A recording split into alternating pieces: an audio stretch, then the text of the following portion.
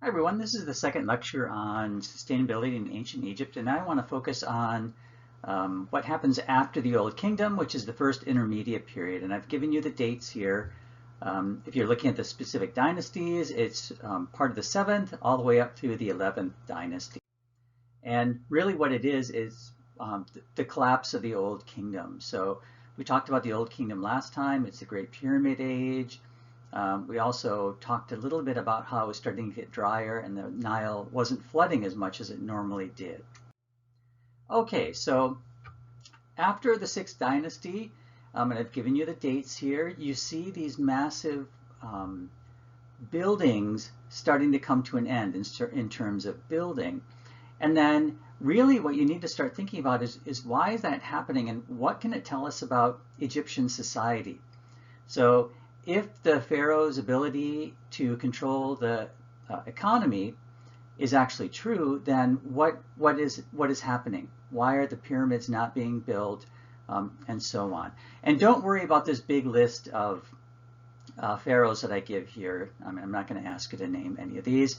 Usually it's Pepi who's considered to be the last great pharaoh of the Old Kingdom, and after that you get, or I'm sorry, Pepi II, you get the first intermediate period. Okay, so as you see the Old Kingdom starting to dwindle, you see a reduction in the power of the pharaoh and the power that he had over the entire country. And what you see are these things called nomarchs. You can think of them as governors starting to control different aspects along the Nile. And over time, what was supposed to happen is that the pharaoh would appoint these nomarchs. The nomarchs would act as governors and then help control or regulate or govern the areas that they were appointed to. Now, towards the end of the Old Kingdom, you're not getting appointments by the pharaoh anymore. He is starting to lose political power and doesn't have the power to go up against these families that are starting to pop up who are the nomarchs. You also see that many of these nomarchs start getting buried in their own towns. Now, that may not sound like such a big deal, but in the past, they were buried next to the pharaoh. And now they're considered to be pretty important, so they're being buried in their own towns. And then no big surprise, you see the rise of these temple complexes being more and more powerful within these certain areas where you have the nomarchs. So as the power of the pharaoh is going down, the rise of the nomarchs is happening, so the pharaoh is losing his control over the country. Now I just mentioned Pepi II. This is a famous statue of his mother and Pepi II. He was really the last great ruler. There is a writer called Manetho, and he's one of our main sources for the names of the pharaohs and when they ruled. He said he ruled for about 94 years. Maybe it was 65. It's sort of hard to tell. And then here is his mother's name. Okay, so you've got a lot of questions about what is happening and what brings on the first intermediate period. Was it because Pepi II ruled for a long, long time, whether it was 64 years or 94 years, that's still a long time to rule. Did he ultimately start to lose political power because of the time that he was in there? Now, we do see the weather getting drier. We talked about that last time. So it's totally possible that this was part of the reason why the Old Kingdom started to fall. Now, there are debates in the scholarship. I'm mostly on the side of, yes, the drier period helped cause the downfall of the Old Kingdom. Now, you also get some other factors. So Nubia in the southern part, or south of Egypt, broke away from being under the control of the Egyptians in the early 6th dynasty. So if you're looking at secondary sources, sometimes these Nubians are called the C group. But anyway, they break away and start ruling on their own. Again, this is another indication that the central power of the pharaoh is breaking down. And then you also see the rise of Kerma, possibly called the Yam people by the Egyptians. This is these groups of people are living south of the Nubians, so they're starting to rise up as well. And then you can see all the trade that's happening during this period, and you also get military expeditions to areas outside of Egypt during this period, and maybe it's because they're starting to lose their internal supplies of things, or They're just ready to expand. It's unclear what the reasons are. Okay, it's also interesting too that you see trade breaking down during the 6th dynasty. So something pretty serious is happening here, and it doesn't pick up again until the Middle Kingdom, so after the first intermediate period. You also see that something is going on with the military. During the 6th dynasty, pharaohs begin to use mercenaries, who are people usually brought in from outside of Egypt to fight, and they're paid to be soldiers. And we know some of these came from Libya, which is not the modern country, but it's to the west. Anything to the west of Egypt, the Egyptians called Libya, and then Nubia to the south. So something is happening where there's a breakdown. Okay, in terms of the first intermediate period, and especially in terms of sources, so unfortunately there's not a lot of monuments. I showed you that stone, or the chart that showed the millions of cubic meters of stone. There are no monuments and very little writing by the rulers. Unfortunately, we don't even have a list of rulers during this period that is complete. We do have in the administrator tombs, like the nomarchs, quite a bit of written material, so we can sort of tell a little bit about what's going on. You do get these things called mortuary texts, which are texts written in coffins. And you also have the pyramid texts, which are texts written inside pyramids, which are primarily for the pharaoh, but can tell us a little bit about religion and culture in ancient Egypt during this time. And then you do have some literary texts from, at least if they don't come from this period, they talk about this period. So I will mention a few of these in just a few minutes. Okay, so when you look at all of everything that's going on in the first intermediate period, it sounds like a pretty bad period. So you've got plundering of food supplies. You've got evidence of the rich being stolen from. So they have their wealth, and there's people who are hungry, and people steal when they're hungry. You have the abandonment of farms. So that's probably related to the dry period, and the Nile isn't flooding as much, so the farms aren't producing as much, and there's no point in sticking around a farm if you're not able to grow anything. Some rulers talk about redistributing food, that there's famine, and of course we've mentioned this before, collapse of the central government. When the central government collapses, you don't get this temple complexes all, in an organized fashion collecting taxes, which is agriculture, and then passing them back out. That system starts to break down. So you see a lot of collapse during this period. Okay, here is a bit of a tomb text from Enkatifi, who was a nomarch. And what I'd like you to do is to stop the video and take a look at that, but read read what he's saying and try and understand what he's talking about. It's all about feeding the hungry. So go ahead and stop, and then I'll just start it up with the next slide.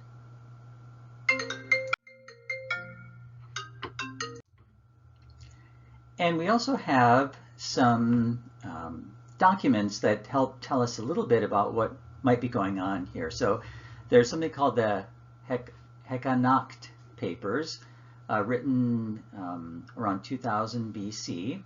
And it mentions famines, rationing of food, and also cannibalism. And you'll see quite a few texts from this period also mention that. I've mentioned an article here by Nagus, which is really good. It's a PhD dissertation from the 1980s, but it has a massive list of texts that talk about issues that are happening during this particular period. We've got other ones listed here, that talk about people walking across the Nile, which of course means low flood, and then more starvation. Okay, so you can imagine some of the effects that this might have on Egyptian society, which of course is the whole sustainability part. Nefertiti, you've got a text, the land is diminished, but the leaders are numerous. It dries up, but its servants are rich. I think what this is really telling us is that the rich are staying rich and the poor are staying poor or poorer. Now, what's going on here is, I put the crown, but I really mean the pharaoh, was redistributing all these agricultural products it was getting throughout these areas where it's collecting all of this. Now, this isn't happening. And of course, and I mentioned this before when we talked about the Old Kingdom, many people are living on rented land. They paid their rent with agricultural products. And then these products are, everything they're essentially eating. They made bread, they make beer, grain, and the whole thing. So this system starts to break down, but you have this whole gnome system run by the nomarchs, which led to very powerful people in charge. Okay, so we've looked at what texts say, we've looked at some of the archaeology. You can also look at human bodies to see what is going on here.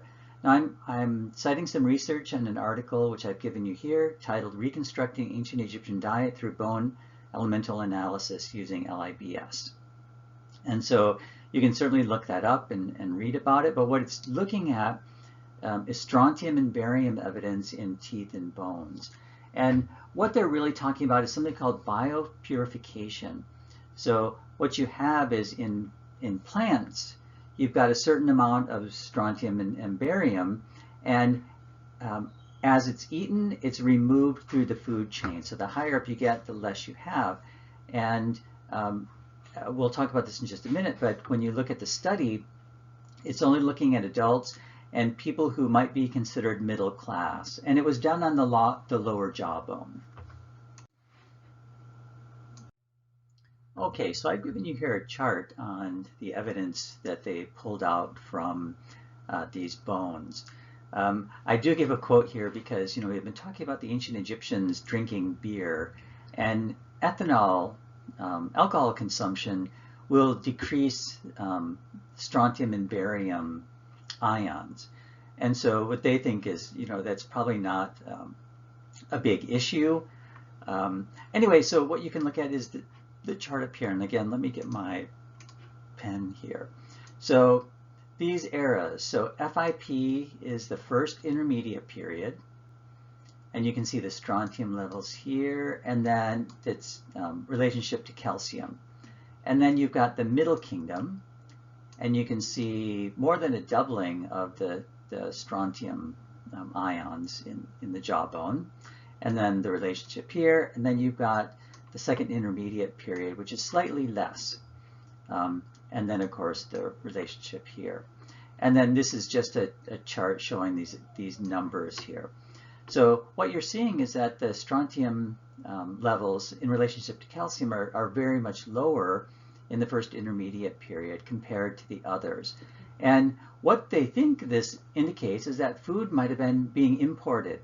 And so the food that was coming in the country, it was different than what they had eaten before, which would lead to different strontium levels in the bone. And the authors too also hypothesized that when you've got these levels pretty similar in the Middle Kingdom and the second intermediate period, that maybe despite what's going on, there is some type of food stability. So there's lots of really interesting studies out there that can help us figure out what was happening during the first intermediate period and the effects that starvation and famine would have on the population. Now, there is some interesting stuff also going on. Not all Egyptian historians believe that the first intermediate period was a total collapse. You can look at a whole bunch of evidence that suggests exactly the opposite. So you've got more tombs of the local people. The tombs get larger, both for the poor and rich. So that might indicate that there's more wealth around. Grave goods increase. Now, we haven't talked about this. Grave goods are anything found in a grave that's not the human body. And they're better quality. So you also, now, let me go back to this really quickly. What might be happening here is that with the loss of the central government, the breakdown of the central government, you've got more wealth in the local community. So they can build bigger tombs. They can have more materials in their own tombs, whether they're rich or poor. Pottery styles also change. And what you get, which is really interesting, is the pottery wheel being introduced. And what you might have here is like mass consumption, where now you can make pottery really quickly on a wheel. You can get it out, and lots of people want more and more. We've got evidence that the canals are still being worked on. There's still irrigation, despite the fact that the Nile levels are probably low. And then here's what I just mentioned. Free markets are rising, probably because the central control is now missing.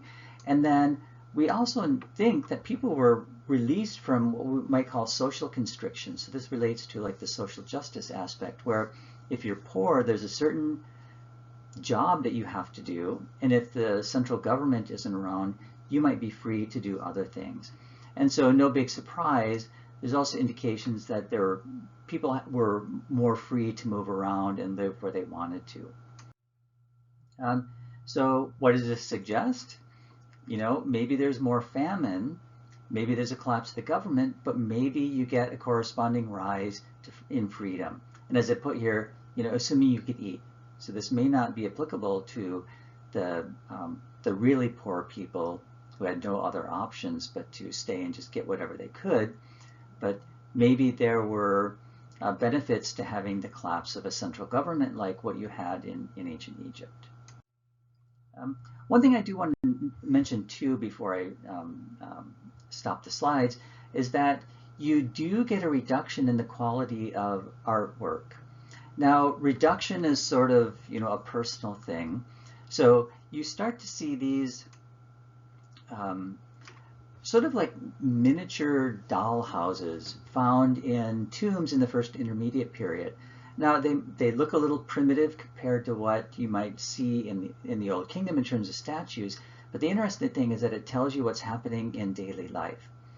So you've got these people working in a granary, so where you're grinding up the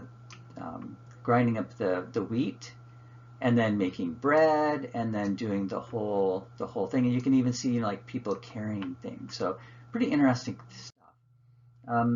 Here's a statue showing some of maybe the reduction in the quality of artwork coming out of the first intermediate period.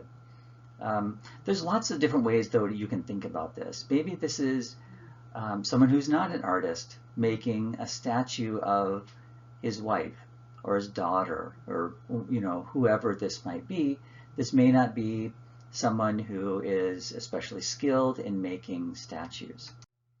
And then you really get these really interesting things called cartoonage, which is, in this case, it's a face mask, but it's made of linen and gypsum, which is a stone. They ground it all together, add a little bit of liquid, and then you can make these almost like paper mache masks. They do look a little more primitive than like statues in the Old Kingdom, but they still can tell you quite a bit. Especially, I tell my students in my ancient Egypt class, a lot of times with the gypsum and the linen, you can peel off separate sheets, and sometimes they write on these, so you can actually get a bit of writing on them as well. So here's just another face mask, and then one more. And then I put this slide up here just to show you, now we haven't looked at these in this class, so maybe it's not very fair to talk about this, or you may not be able to make the comparison, but if you look at some of the carvings on buildings during the Old Kingdom, some of them look a little more refined than what you see in this period. So some scholars will say, there's a loss of artistic quality, probably because there's not a lot of wealth around to pay artists to create things. So there's that to think about. And then just to finish up this particular section on the first intermediate period, we know that a whitish period returns around 1970 BC. And you can read about this in the Butzer chapter, page 107. So what happens is, at the end of the first intermediate period, it gets a little wetter, and then you move into the Middle Kingdom, which is another great period in Egyptian history. So all this is tied together with the rise and fall of the Nile. And we've seen how this affects society, how it affects economy, agriculture, the government, and so on. So pretty interesting stuff happening during this particular period.